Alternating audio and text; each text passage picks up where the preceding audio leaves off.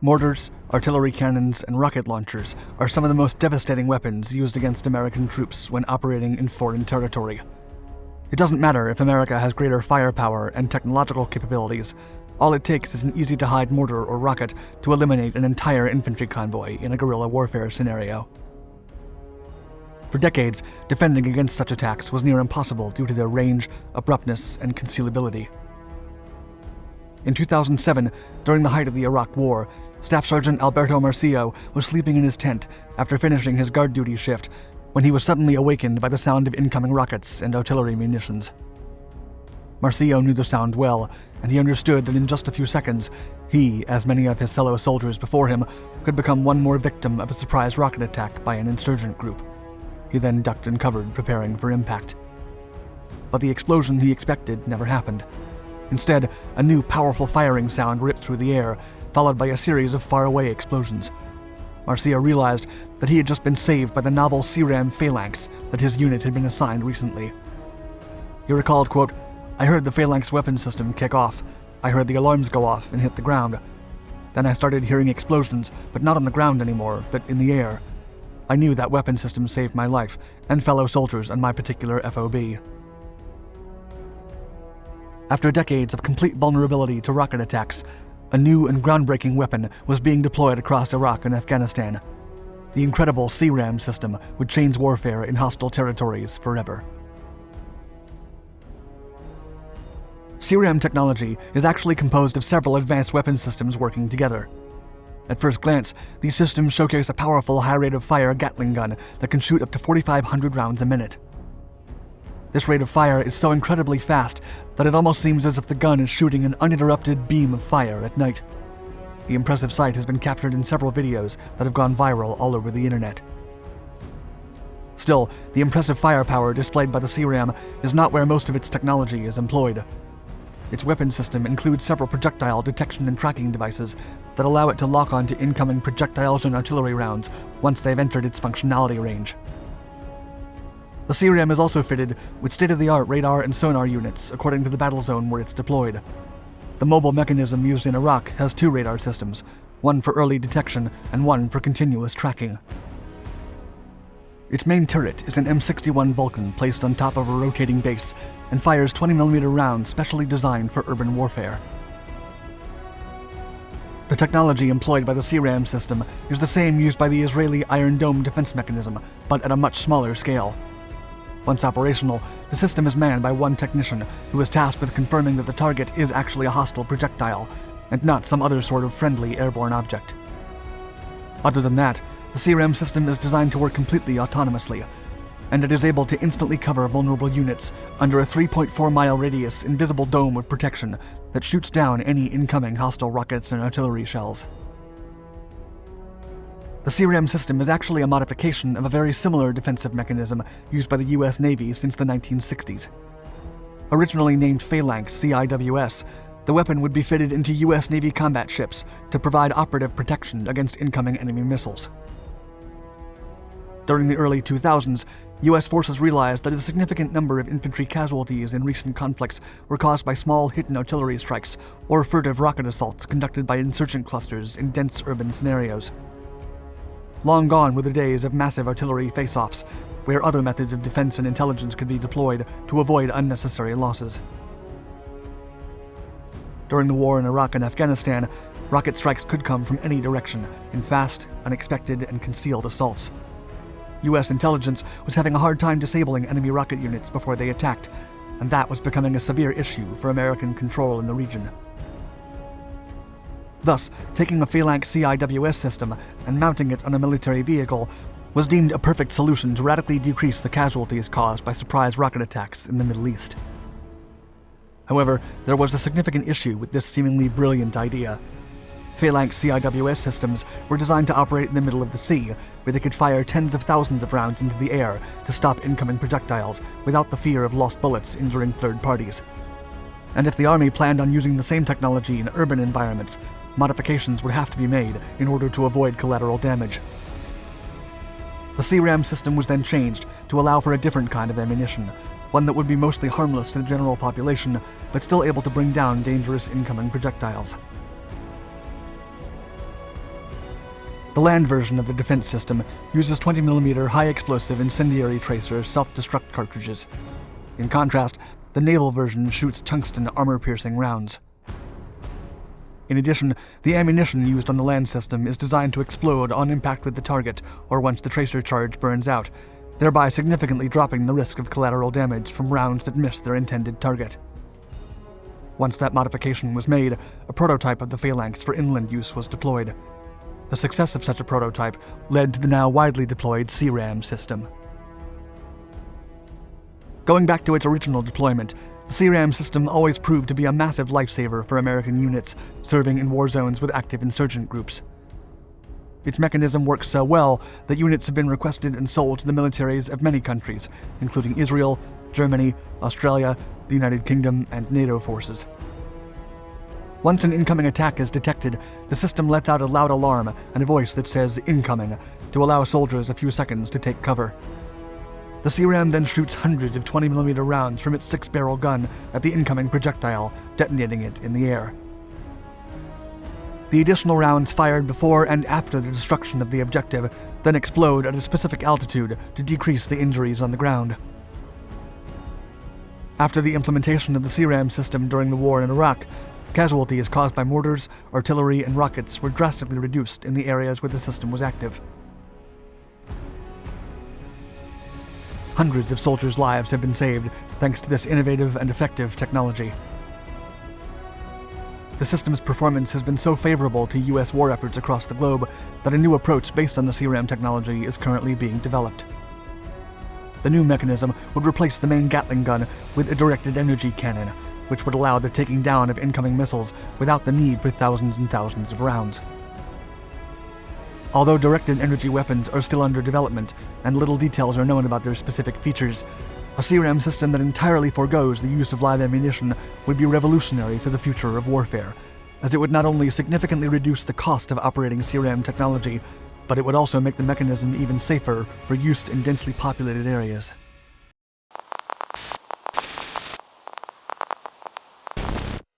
Once confined to the imaginative realms of science fiction, laser weapons teeter on the precipice of altering modern warfare forever. Unleashing the power of light speed and unconstrained by ammunition or conventional kinetic defenses, laser weapons herald an era of unparalleled effectiveness and sheer devastation. As such, the U.S. Navy has meticulously crafted its laser solutions to dominate the fierce battleground of the high seas. In a recent development, the Navy and its partners unveiled their state-of-the-art cutting-edge laser beams in blistering action to the world. The footage showcases the laser weapon mounted atop the U.S. warship USS Portland. As a high-speed boat menacingly approaches the warship, the energy weapon locks onto its target and then fires. In the conventional footage, no beam is visible, only the boat succumbing to the unyielding energy of the weapon. However, a searing light beam is revealed in a series of infrared images, cutting a path from the weapon to its ill-fated target. Though widespread use remains on the horizon, U.S. authorities firmly believe their groundbreaking laser weapons are ready to reshape the harrowing conflict in Yemen, proposing them as the solution to the fearsome Houthi boat drones that have plagued the region. The powerful laser weapons developed by the U.S. Navy are just one example of how the world of military knowledge has been increasingly focusing on directed energy weapons as the next great evolution in battlefield technology. Directed energy weapons, including high-powered lasers, represent a cutting-edge weapon system with significant advantages over conventional kinetic solutions. These advantages stem from the unique properties of directed energy, which enable it to deliver precise, rapid, and scalable effects on the battlefield. One of the most remarkable benefits of directed energy weapons is their pinpoint accuracy. These weapons can emit a highly focused beam of energy, accurately aimed and adjusted in real time, allowing for the selective engagement of individual targets. Consequently, threats can be neutralized with minimal collateral damage, reducing the risk of harm to innocent bystanders or non-combatants. Another critical advantage is their lightning-fast speed of engagement. Directed energy travels at the speed of light, enabling almost instantaneous target neutralization with impact. This rapid response to threats can significantly enhance sailors' survival chances in combat situations. Even if they're ambushed by fast-moving attackers, the laser defenses have a greater chance of responding than conventional kinetic weapons. For maritime purposes, the accuracy and concentration of energy, in addition to the staggering speed provided by the Navy's recent lasers, can help take out even the smallest and fastest drone boats without threatening other ships in the vicinity. Diverging from conventional munitions, directed energy weapons require no physical projectiles, eliminating maintenance costs, resupply needs, and the risk of running out of ammunition. Furthermore, they produce no harmful byproducts and pose no threat to the surrounding area, making them an environmentally friendly option, a factor that is increasingly more important for military organizations worldwide.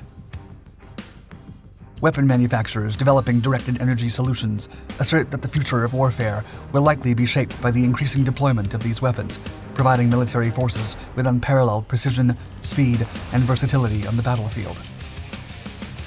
However, despite the technology's awe-inspiring features and immense potential, its development has faced a turbulent journey, and it is believed that the technology will introduce its own set of significant disadvantages.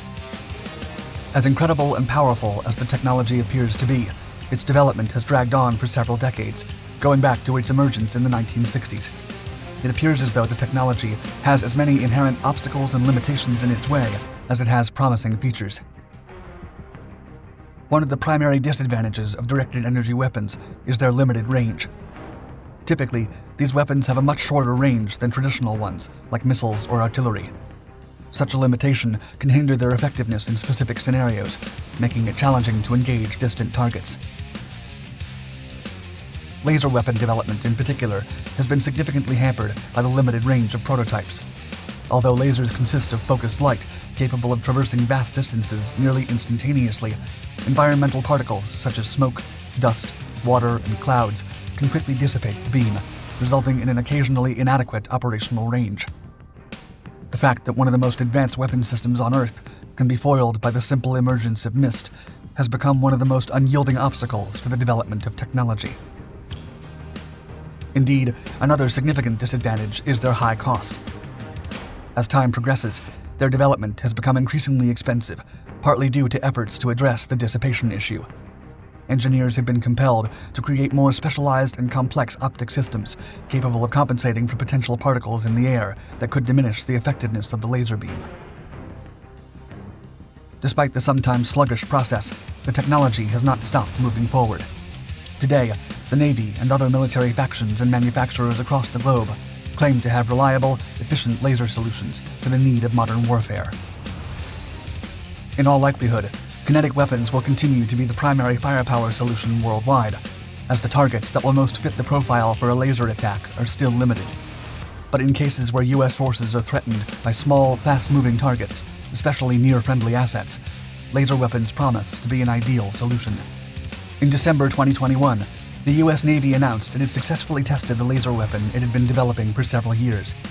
The spectacular test entailed destroying a floating target in the Middle East, a method that could be employed to counter bomb-laden drone boats deployed by Yemen's Houthi rebels in the Red Sea. The recent test marks the latest in a series of high-intensity trials of laser weapons.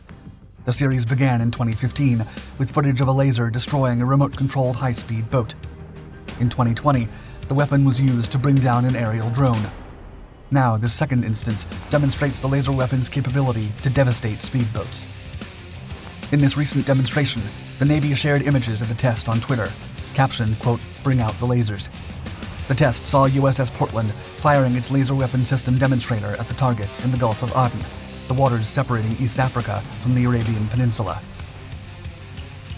The event is said to be extremely similar to the 2015 test, where the laser was also tested on a target simulated as a bomb-laden high-speed boat approaching U.S. naval assets. This time, despite not having the video of the laser strike, the infrared images gave the public an unprecedented peek at how the laser beam actually looks when it is not being seen by the naked eye. The previous footage and the unprecedented photos give the public a more significant understanding of how the technology works and how it can be used in the future. Nevertheless, the Navy is looking into using its new technology sooner rather than later. The critical test occurred in the Gulf of Aden, along the southern coast of war-torn Yemen. The region has been a battleground since Iranian-backed Houthi rebels seized the capital, Sana'a, in 2014. The Saudi-led coalition entered the conflict in March 2015. Still, the stalemate has persisted for years, resulting in the world's worst humanitarian disaster and an estimated 110,000 casualties. As the disaster has grown and increased in brutality, it has extended into surrounding waterways, such as the Red Sea and the Bab el-Mandeb, which connects to the Gulf of Aden. These waterways are crucial for international shipping and global energy supplies, as they lead to the Suez Canal and the Mediterranean Sea. Houthi rebels have deployed drone boats into these waters, which can be remotely piloted and sent to targets before detonating. Iran is suspected of having assisted in building these boats and supporting the operations in the area's waterways. In 2018, Emirati officials released footage allegedly showing Iranians constructing components for the boat's guidance system, with one image featuring the symbol of Iran's paramilitary Revolutionary Guard in the background. Iran has denied arming the Houthis. However, United Nations experts, independent analysts, and Western nations have pointed to evidence of Tehran's link to the weapons. The threat these high-speed boats exert on the region is growing, and the Navy hopes its new pinpoint, accurate, and devastating laser weapon will defuse the situation and keep the waterways in the Middle East free for commercial and civilian transit.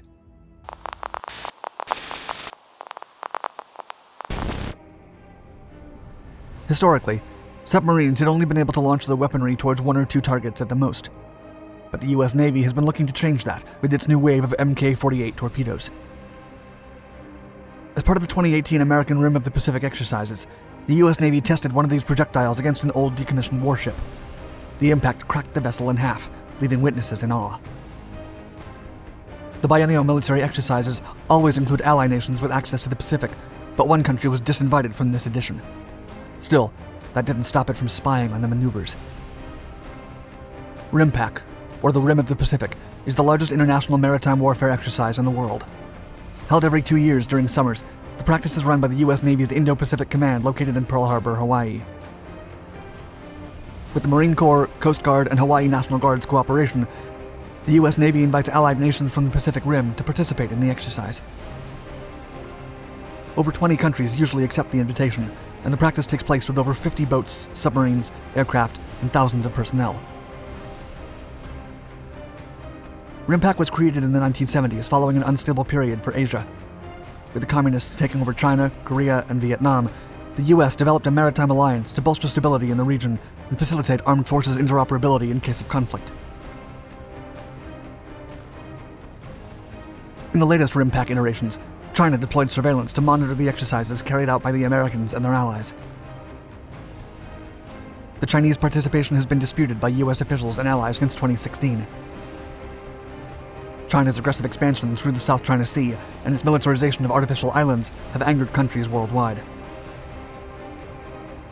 For RIMPAC's 2018 edition, the 26th in its history, China was disinvited through direct orders from the Pentagon. But that did not stop the Chinese from sending a surveillance ship off the coast of Hawaii to spy on the military maneuvers. Rumors had spread that the US would display a new weapon for their SINK-X, or sinking exercise. In these practices, real weapons are used to sink and destroy empty vessels to test their effectiveness. China was particularly interested in the outcome. Shortly before RIMPAC 2018 was launched, the US Navy announced that it would use an Mk-48 heavyweight torpedo to analyze how to extend its range by bolstering the engine propelling the missile. According to press statements released by the Office of Naval Research and Aerojet Rocketdyne, extending the torpedo's range was intended to keep the US submarine far away from its enemy and let a third-party vehicle relay the torpedo's targeting data. Brian Clark, an analyst from the Center for Strategic and Budgetary Assessments, told Defense News, quote, "If you can extend that range to 50 or more miles, you can attack submarines without your sub having to hold that target organically with its sensors." Clark also specified that with third-party targeting, a submarine with 30 torpedoes could be used as a submerged arsenal, drastically increasing its firepower from the usual 2 targets within range. The vessel chosen for the SINK-X exercise was the decommissioned USS Racine. The old ship was a Vietnam War relic, built in San Diego in 1969. During the conflict, it was used to transport soldiers and supplies to American forces fighting the Vietnamese. The 522-foot-long Newport-class amphibious vessel weighed more than 5,100 tons and was decommissioned in 1993 after 22 years of service.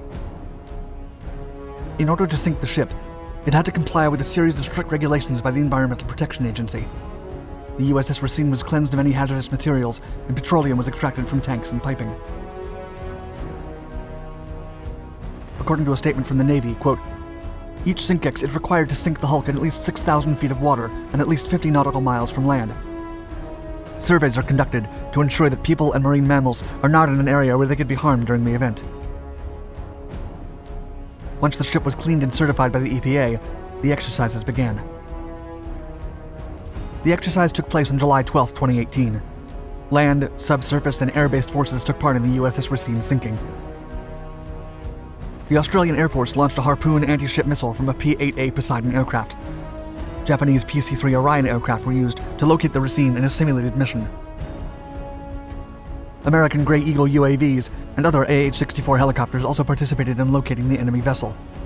When the Racine was found, it was pummeled with heavy ordnance from Japanese Type 12 land-based anti-ship missiles and American guided multiple launch rocket systems.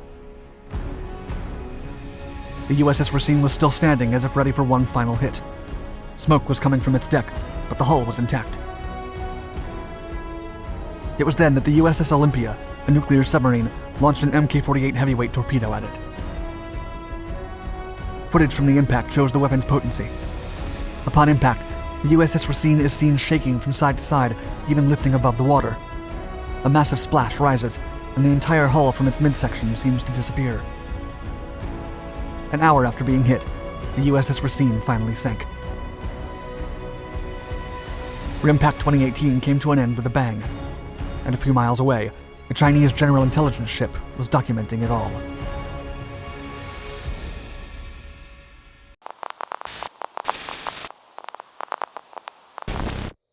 As multiple suicide drones made their way to Ain al-Assad Air Base in Iraq during the first days of January 2022, intending to wreak havoc among the U.S. troops stationed there, the devices were abruptly stopped by a Centurion counter-rocket artillery and mortar, or C-RAM system, which brought them down with ruthless efficiency.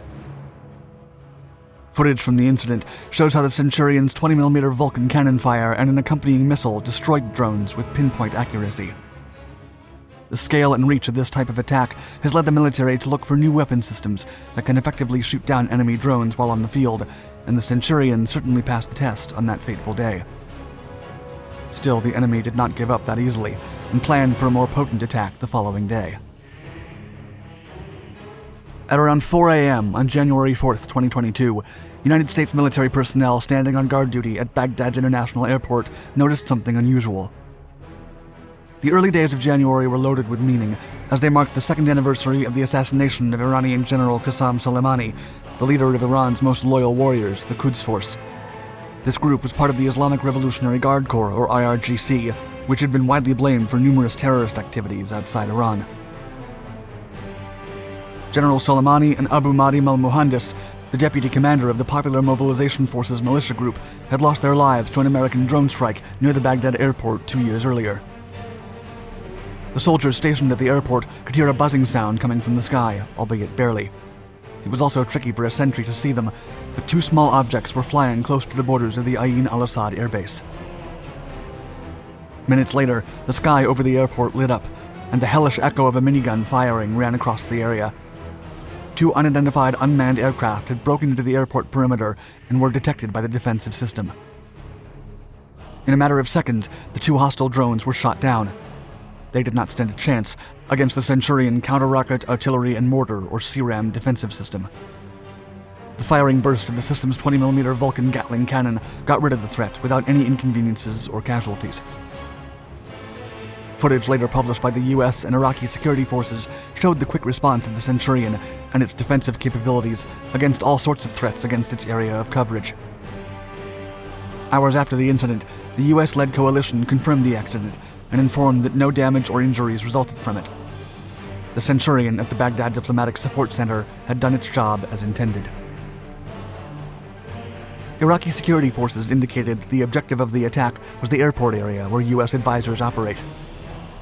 They also provided pictures of the drone's remains after being shot down. The slogans "Soleimani's Revenge" and "Revenge Operations for Our Leaders" could be seen on the wings of the kamikaze drones. The wreckage of the fixed-wing devices was thoroughly inspected to see if they were carrying any special ordnance, but none was found. Although no extremist group claimed responsibility for the attack, The messages the drones carried made it clear that it was launched by the extremist militias that seek retaliation for what the US forces did 2 years ago to their leaders. However, the thirst for revenge was not over yet. In less than 24 hours, another wave of suicide drones approached the airbase, except that this time they were carrying explosives. Hours later, a statement from the US-led coalition went public. It read, quote, "2 fixed-wing drones rigged with explosives were engaged and destroyed by defensive capabilities at the Iraqi Ain al-Assad airbase early this morning. The attempted attack was unsuccessful. All forces are accounted for." The Tuesday attack was no coincidence. The militias were making a statement. They still wanted the Americans to pay for what they did. However, they failed again. A second video then went viral on social media. In the early seconds, a missile detonates close to one of the fixed-wing drones. The small-scale explosion then sends the hostile unmanned aircraft into an uncontrollable spin.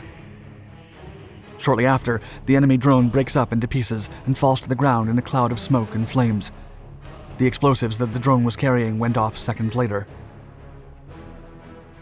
The second suicide drone was torn to pieces by the bursts of the C-RAM at Ain al-Assad airbase, leaving behind a few traces of debris that got lost in the air. Although the American forces stationed at the airport did not specify the nature of the surface-to-air missile used to destroy the target, specialists have speculated that it may have been a heat-seeking FIM-92 Stinger or a Hellfire missile.